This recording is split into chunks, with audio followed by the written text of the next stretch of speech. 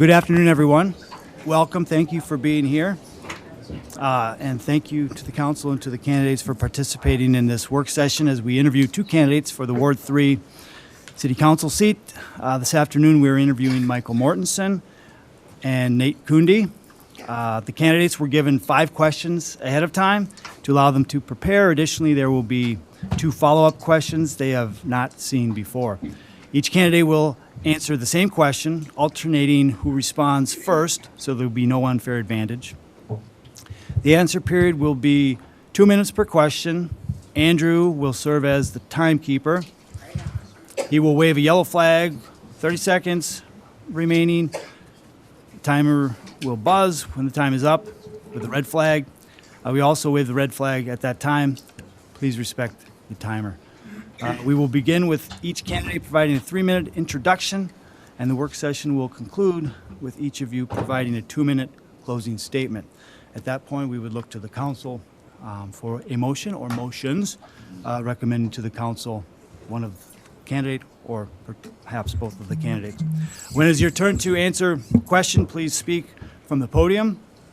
Since we will be alternating, if you are the second responder, please stay at the podium as you will have the first question or the first response to the next question.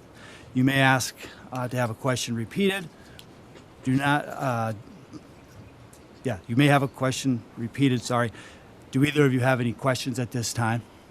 Okay, so we're going to get started with opening statements. You will each have 3 minutes, and we will begin with Mr. Kunde.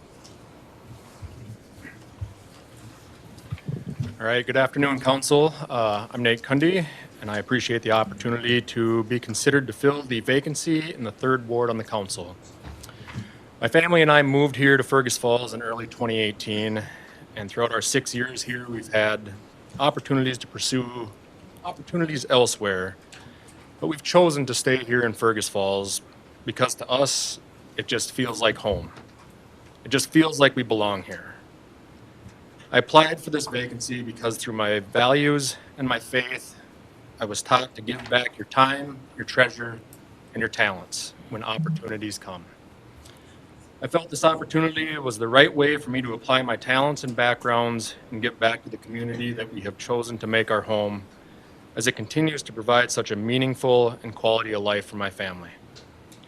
I hope to continue to work with all members of the council, and I truly believe that different opinions, perspectives, and backgrounds help make wiser decisions and to continue to build strong community bonds and attract investment.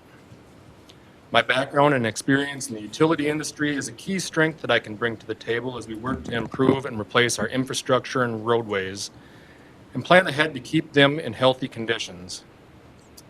I've had the privilege to serve on many local boards, including an economic development board in North Dakota, of Pheasants Forever as a chapter treasurer, and I'm currently the incoming chair at the Fergus Falls Chamber of Commerce.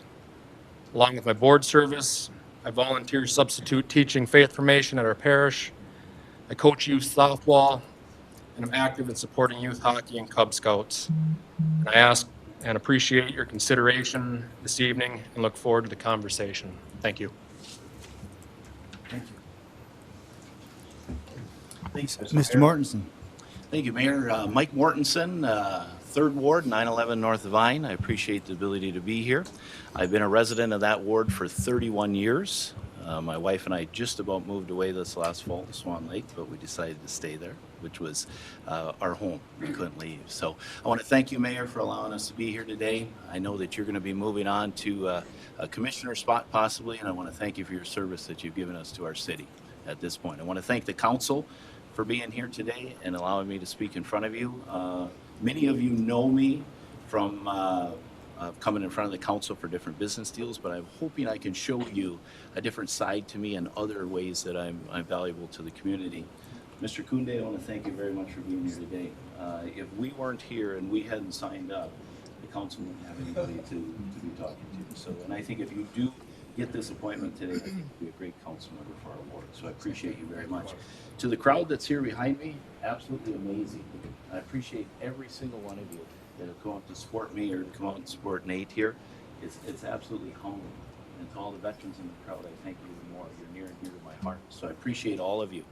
I want to talk about three facets about who I am, and I want to talk about how I'm here to be part of the solution and not part of the problem for this council. So there's three parts that I want to talk about. One of them, I'm an institutional leader, and we'll talk about that upcoming. The other one, I'm a business leader in the community, and the other one, I'm a military leader. As far as an institutional leader, I work for the Department of Veterans Affairs.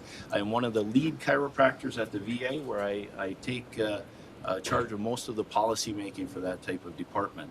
I'm a research clinician at the VA, where I publish papers on low back pain that get into published journals all over the country. I am also an adjunct faculty member for 2 chiropractic universities, where I teach fourth-year students. I'm also a clinical instructor for the UND School of Medicine, internal medicine department. I was the only chiropractor ever selected to that post. In 2019, I was nominated as Provider of the Year for the VA, and in 2020, I was selected as the Provider of the Year for the VA.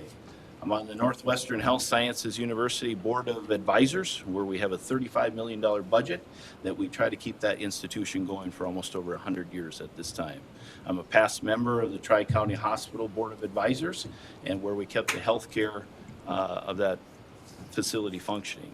Now, I say these things to you today, not because you're looking for me to be your doctor or looking for me to do some healthcare policy, but I want you to realize that the part that you maybe know of me coming in front of the council, I have other institutions that trust me, educational institutions that trust me, healthcare institutions that trust me to lead the way for them.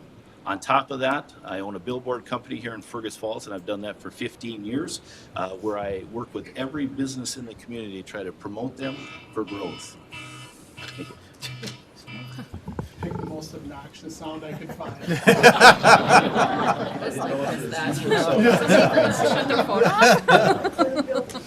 I saw Ryan was in the back corner. Yes. If that's anybody's alarm that they wake up to, I apologize for that. Well, thank you both candidates for those opening comments.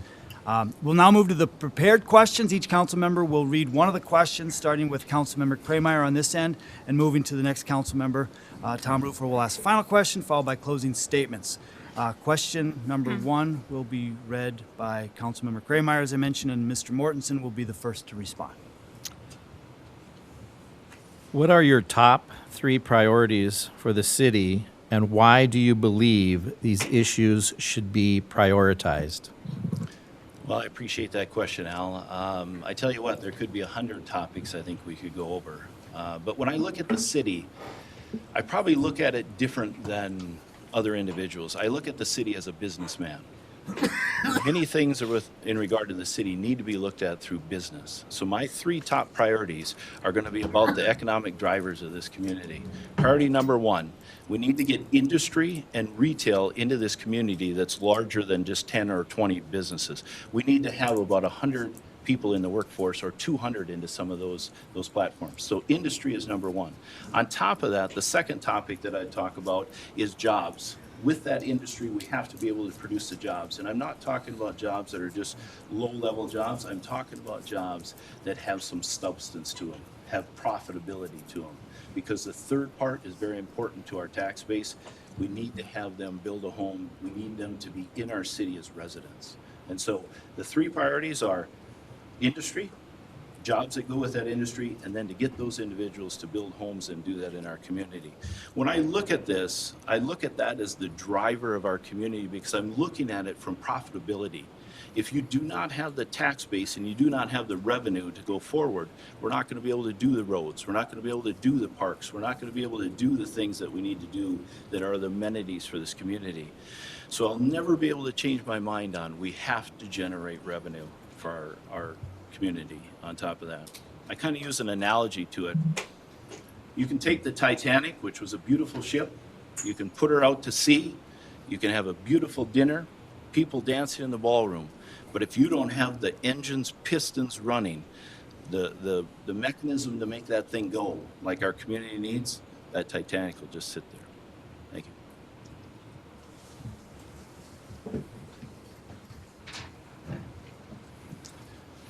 Nate, do you want me to read that again? I got it, Al. Okay. Thank you. So I believe my top 3 priorities would be 1, is develop a robust infrastructure replacement plan along with a public-facing GIS viewer so the public can easily access factual and transparent information. This meets the greatest need and concern coming from our citizens when we hear the statement, "Fix the roads." This priority not only gets us a long-term plan established, but makes communicating this plan incredibly accessible and transparent. I also think this also plays into some of the visionary opportunities that the city finds itself in as we work to complete several highly visible and anticipated projects. So developing this comprehensive infrastructure replacement plan should demonstrate to the public a firm commitment that we are making to make the roads a priority. Second is on the economic development front. I believe we need to take an all options approach. Fergus Falls has come a long way since my family and I relocated here in early 2018. That was the year we watched Target leave, Sunmark close, and the final anchor store in the mall, Herberger's, close. There was a peak of empty buildings across town, and we wondered what type of community had we found ourselves in. But by the hard work of many in this community who refused to continue to slowly die, Fergus Falls has made a roaring comeback. The time is now to capitalize on our revival and roll out the red carpet for businesses in Fergus Falls. The third would be operational excellence. I truly believe that there are ways to be more efficient, eliminate overhead and operational costs, and gain long-term financial savings by taking a Kaizen method approach to mapping out operations and processes and the associated time, cost, etc. This not only helps our city maintain financially sound, but should help improve safety, employment culture, and keep the future tax burden lower for all of us. Long sound, but you're done. Scott? Please tell us about your budget and finance experience, demonstrating how this experience benefits the city and your constituents. Yeah, so professionally, I manage a yearly non-labor O&M budget of about $1.5 million. I have an organized labor staff of 25 across the 60-mile radius. I have an annual payroll of my staff of around $3 million and manage upwards of about $10 million worth of electric distribution and transmission projects across the region. Budget performance in my division has exceeded production expectations year over year, and we've consistently been within plus and minus 3% of our forecast of our non-labor budget. This is beneficial because at its core, the city is really a utility provider. This is my day-to-day world. I understand what it takes to operate a successful utility and complete large projects on time and on budget. The budgetary performance in my division demonstrate that I have an eye for operational excellence and open opportunities to gain efficiency and implement cost-saving measures. Thank you. Thank you, Mr. Rachels, for the question. So I come up here as a healthcare provider. I'm not a CPA, that is a forensic scientist of that. But I do want to say that my time in business as an entrepreneur running a successful business for the last 15 years, I know a lot about revenue, I know a lot about assets, and I know a lot about overhead expenses and capital expenses in that. But on top of that, as I said before, I'm on the board of advisors for a major university down in the Twin Cities, and I've been there for almost a decade, where we have a $35 million budget that we need to meet. Now, that budget is going to be different than what the city has here because we do not use the tax base, we don't levy taxes, we don't do things like that. What we do is we generate the revenue that we need off of tuition, off of donors, off of our inside business practices to get to where we're at. The thing is, we don't have any leeway to just grab money from somewhere else. We need to make sure that we are on task for that budget. Over the course of COVID, it was one of the most struggling and difficult times to be in higher education, to try to teach and try to get students to come during that period of time. So we had to pivot and into online, we had to pivot into a lot of different ways. And what I'd like to say is, as a group, that budget has been soaring now, and we're looking to go into about a $45 million budget over the course of the next few years. I have implemented with that Board of Advisors a whole new program called the Physician Assistant Program to our university, which brings us up to about 15 different programs that we manage. And so I never claim to be an accountant and give you every single dollar, but I'm able to look at things and tell you when things are working, when it's an asset, and when it's a debit, for sure. Thank you. Hi, Mike. My question is, transparency and accountability are crucial in public office. How do you plan to foster trust and transparency in your role on the council if selected? You know, I appreciate that question very much. You know, there's a million ways to answer this, but to see transparency and accountability in city government, I know that concerns a lot of people. Concerns them in the way that they always think that the city government is doing something that they don't believe is right. I don't believe that to be true. I come here today as part of the solution, not part of the problem. And when I look at transparency, what I look at is integrity. And when I look at accountability, what I look at is character. And one of the things that I have as a healthcare provider is I have to have both of them every single day in and day out.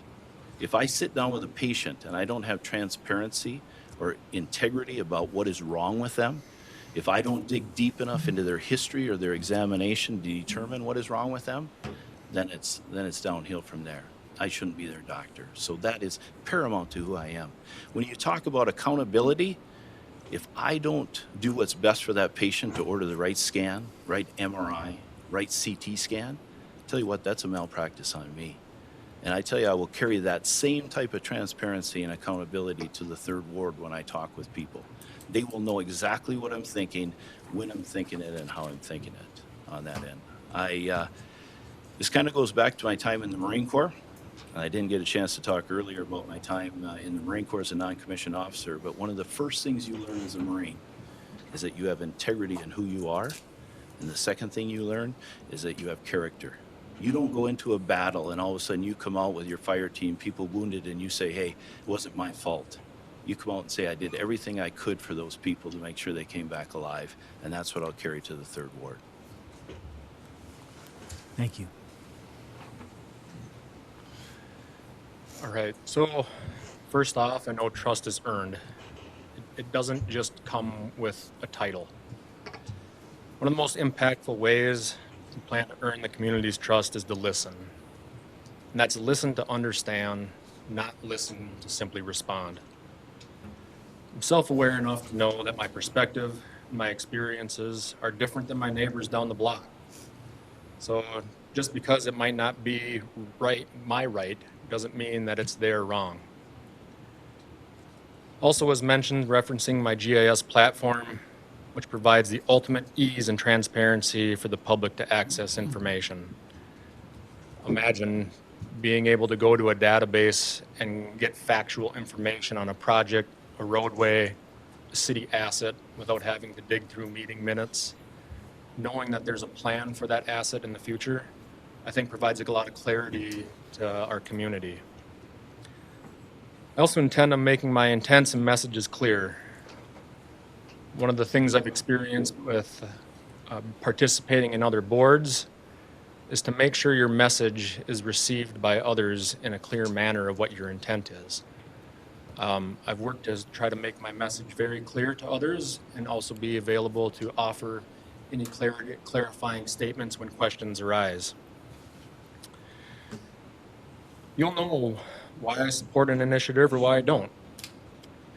Just like in my day-to-day work, I also know it's impossible to please everyone, but I think when you provide others the transparency into your thought process and whatever the supporting facts, it may help them understand even when it isn't their desired outcome. Thank you.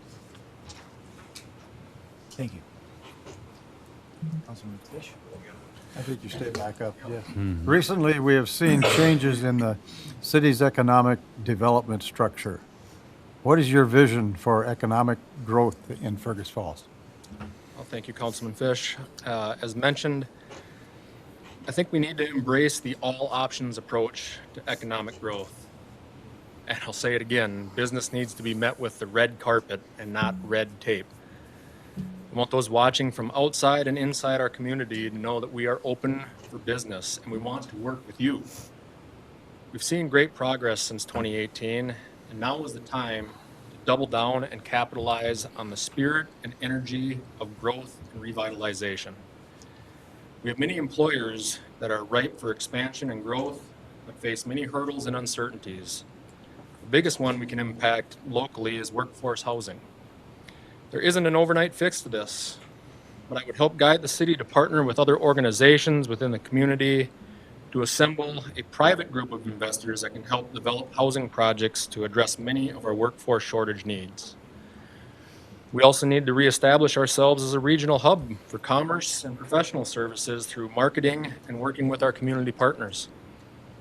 We need to capitalize on our tourism opportunities and form partnerships with the private sector to provide services, equipment, and experiences that can help continue to make Fergus Falls a great destination. Along with these efforts, having a great, diverse business community only helps create a healthy and quality way of life in our community. Thank you. Well, thanks for the question, Jim. I appreciate it very, very much. This is where I want to help the council in a way, where I want to be an asset to you. I want to benefit you as one of the members of this. Economic development, economic growth are everything that I do with my billboard company. Economic growth, as we know, is definitely different than economic development. And so we need to look at the two parts of that. Economic growth is exactly what I do when I sit down with a business and I try to promote them on a billboard, either on I-94, whether it's in town or it's in another location. What I'm trying to do for that company is I'm trying to lift them up. I'm trying to get them more business. I'm trying to get them more connected to other clientele. I'm trying to maybe get them a greater job force. But that's economic growth. Economic growth can be small, it can be slightly medium, but it's not going to be the large development that we're looking for in this community. The Greater Fergus Falls, I think, has done an excellent job with doing economic growth, specifically downtown and some of the business that they shore up. They shore up training, they shore up, assets, startups, and I think that's important, and we need that, and we need to grow that on that end. But when you look at economic development, we're looking at that big companies, again, that I talk about coming into our region, and you're not going to get them by just sitting on your hands. The way to do that is to take a kind of a picture out of West Fargo. I have a lot of the council members and different individuals there that visit with me, and what they've got is they've got two economic arms. They have one that focuses on economic growth within the city, shoring up those businesses they have, and then they have another one that looks at the development. And what the development group does is they're a group of individuals that go out and get those big businesses. They may have to travel to Arizona, they may have to travel to California, they may have to go out, but they try to bring those businesses back to our community.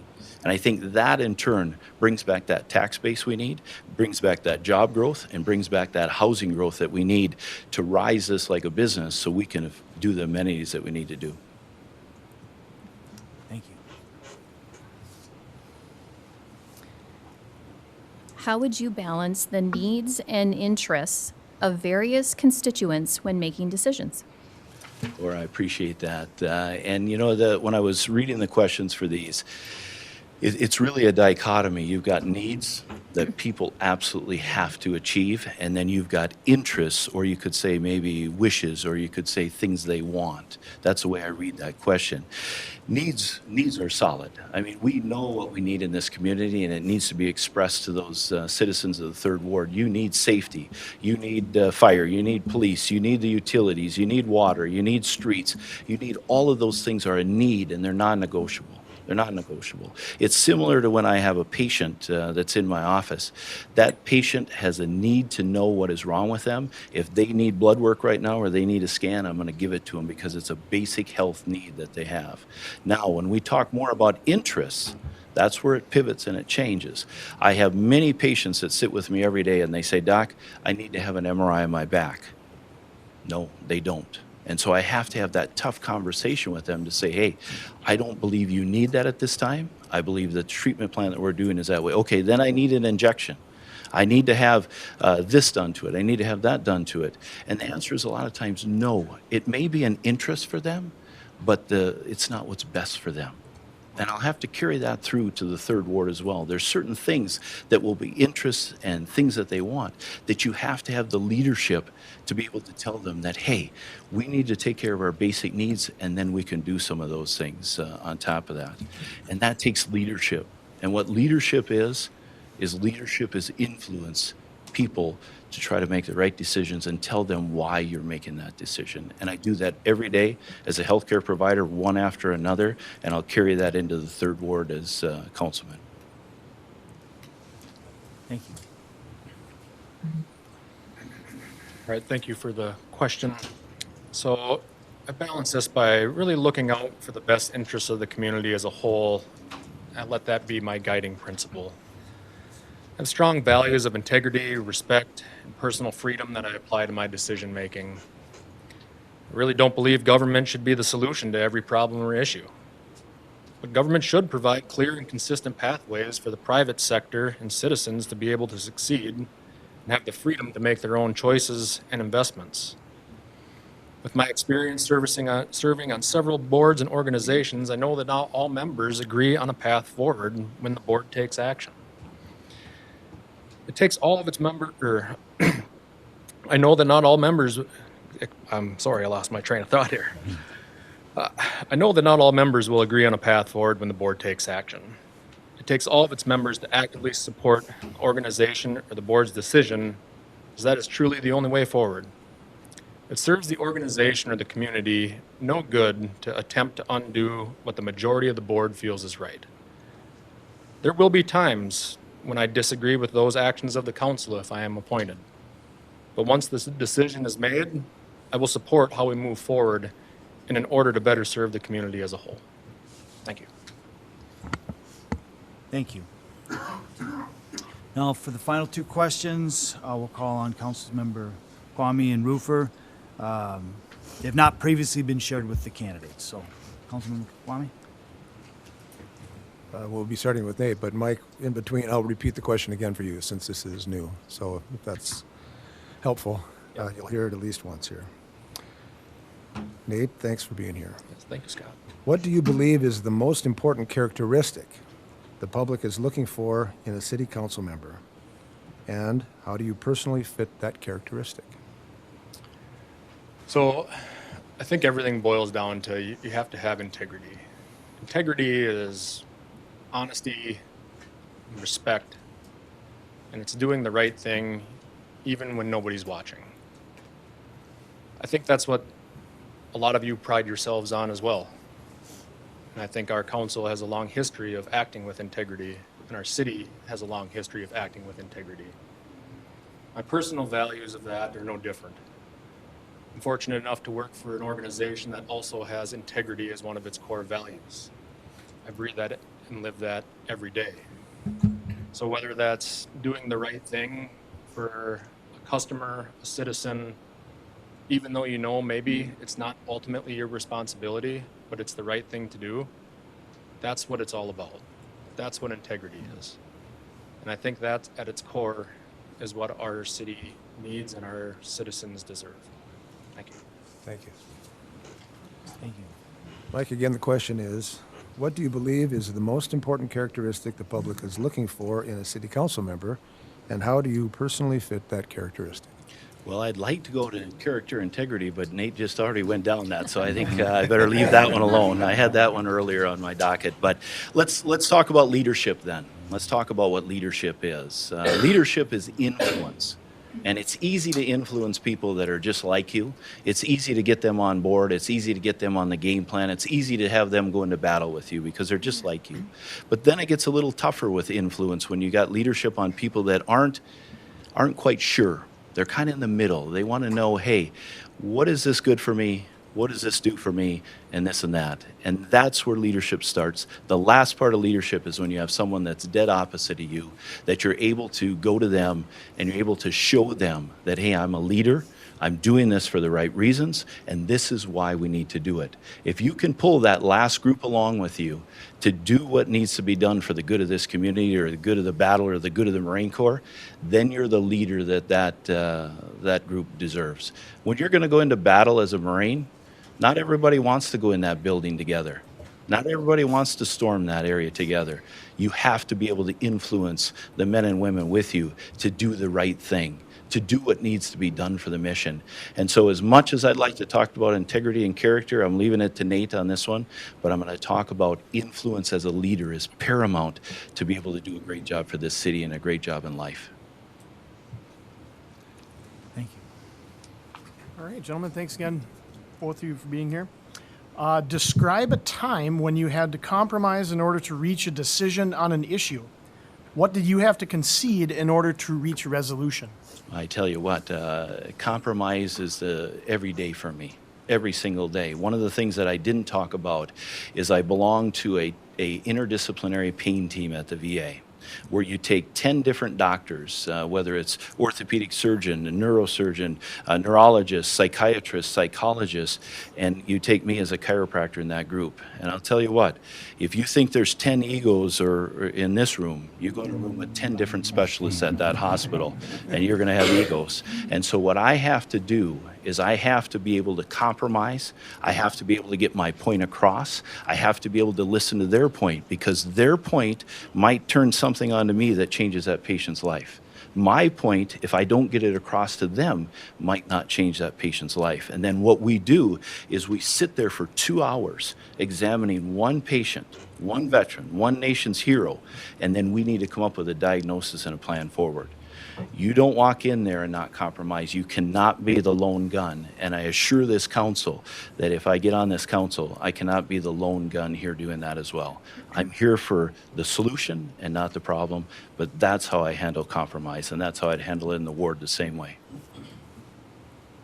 Thank you. And Mr. Kunde, describe a time when you had to compromise in order to reach a decision on an issue. What did you have to concede in order to reach resolution? All right, so in my day-to-day, we do a lot of infrastructure replacement, a lot of electric utility. We work with a lot of property owners, a lot of individuals. Our latest project is impacting roughly about 150 property owners on some lake frontage. Believe it or not, having electric utilities located on your property isn't exactly appealing to everybody. I don't know why. But it's kind of one of those necessary things we have to have in today's society. So when we start designing these projects, we oftentimes have a preferred plan, a least cost plan of how to best serve the customers. Well, when it comes time to start visiting with them, gaining easements, talking to them about the design, what facilities will actually be located on their property, there oftentimes comes with concern on location of it. So really, compromise for us is being flexible. It is for me. It's working with the property owner to find a solution that, one, has them understand why the facility has to be located where it is. A little educational piece goes a long way. And two, it's seeing what their preference is. If they know that this facility has to be located here or near here, where's the best place for it? Where would they prefer to have that? So I could go on and on about the interactions I have with the public on a daily basis. I have roughly 40,000 customers in my service territory. I deal with a lot of, fallout from storm damage, property damage stuff. There's always compromise, there's always flexibility, but it always comes back to integrity and doing the right thing even when no one's looking. Thank you. Thank you both. Thank you. That concludes our question period. We will now hear closing statements from each of the candidates. You'll have 2 minutes, and we will begin with Mr. Kunde. So I don't have any prepared closing statements other than I just want to thank everyone for their service tonight. I want to thank Mr. Mortensen for his passion and desire to come out here as well. I hope either of us would guide the city in a productive and progressive manner. And just really appreciate the opportunity to be considered for this appointment. Thank you. Thank you.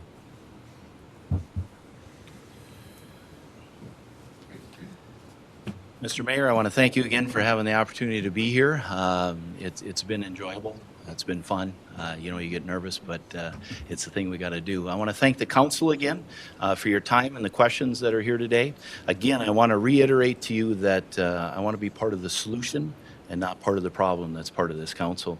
Nate, I want to say thanks to you. I think you did an outstanding job. And if you're the council member here, I'll be very proud to support you, and I know our ward will. So I thank you very, very much for that. I talked about earlier that there's three parts to me, so I just want to reiterate back to those three parts. One, I'm an institutional leader, where higher education board of advisors have trusted me to do things for that university. Two, I'm a local business leader that spends all of my time trying to promote our local businesses to grow. And third, I'm a non-commissioned officer military leader, and that means a lot to me on that end. I'm going to end with a little story, but before I do that, I want to say, Jim Fish, thank you for your service to our country. That's something that I hadn't said before, and I've known you 40-some years, but I want to say that tonight, too, in front of everybody, so I appreciate that. I'm going to end with a little story, and I want you, Andrew, don't wave the flag. I want you to hear in my heart that this isn't politics for me. This isn't needing to be on the council for me. This isn't about changing something. This is about me and a community. When I was in Mogadishu, Somalia, Andrew, don't wave the flag. Okay, yeah. Okay, I'll go quick. I was in Mogadishu, Somalia in 1992-93, and we were out on a night patrol, 3 of us in my unit, and we came back in the middle of the night to the U.S. Embassy, which is a safe zone. As we came back, we took off our body armor, we let our weapons down, we handed everything down to the ground, and as soon as we got in there, you could hear the sniper fire rain over the top of us. The sniper fire got so heavy that we had to lay on the ground, sucking in the dirt as that fire went over the top of us. As I laid there on the ground, there was 2 things that mattered to me. 2 things. One, were the other Marines that were with me okay? And the other thing was, I just wanted to come home. I wanted to come home to Fergus Falls. I didn't want to be anywhere else at that moment. And so I'm telling you, I came home. And I came home to be a good citizen for this city, to be a contributor to this city, and that's not going to change with any vote tonight. I appreciate all of you, and I appreciate your time. Thank you. Thank you both. I think it's clear that we have 2 very good candidates before us. So now the hard part is back to the council. And I don't know that there's any easy or clear way of doing this, so I think we just would look for motion or motions from the council to recommend to the, from the council to recommend to the council this evening. One candidate, we can entertain both, but I don't think there's a clear way of doing this. We're just gonna have to put it out there, and we're gonna ultimately have to vote. So, I'll start with a motion that we recommend to the council to appoint Mr. Kundy for the open spot. Can you talk louder? We can't hear you. Oh. I'll make a motion that we recommend to the council to appoint Mr. Kundy to the vacancy. someone like to second that motion? I'll second, Your Honor. There's a second. All in favor of that motion, say aye. Aye. We're going to raise our hands. Sorry. All the ayes raise their hands, please. Can I just ask a point of order? Are we actually in like a council meeting to be voting as such? You know, I mean, because we're going to do this again in like at 5:30. I just want to, because we've just kind of got a memo regarding straw poll votes, and that's kind of what this is. It is different, though, if people know what the vote actually is. Right. So with the raising of hands, this is not a straw vote. So we're going to vote twice on the same thing, Sure. essentially. In essence, I think you're just looking for what action you're going to be presenting at the meeting tonight, or actions. Right. Okay. It seems a little bizarre. So, sorry, those that voted in favor of that motion? Tom, Jim, Scott? Ben, turn on your microphone. We can't hear. Sorry, thank you. We have 3. All those opposed to that motion, say aye. Aye. 4 votes, okay. Someone like to make another motion? I'd make a motion that we vote on Mike Mortensen as a council member. Thank you. Al, would someone like to second that motion? I'll second that. Thank you. Laura, all in favor of that motion, say aye. Aye. Hand raise. 4, is that Anthony? right? Yep, sorry. Opposed to that motion, say aye. Aye. Aye. 3? There you have it. So I guess that's the recommendation that we'll bring to the council at 5:30. If I may, this will require a resolution to appoint, and as just reminding everyone in here, a resolution is a vote that the council takes that requires, a resolution requires 5 affirmative votes. So the motion that was just presented here tonight, just now, is, as I interpret it, a resolution that will be offered at the beginning of the council session, and in order to approve the resolution, the council will need to have 5 yes votes. And that's under our charter. Our charter requires it. Thank you. What happens if there's not 5? It fails. Okay. And then what do we do with the seat? It continues to be vacant. Thank you. All right. With that, we'll be adjourned until 5:30.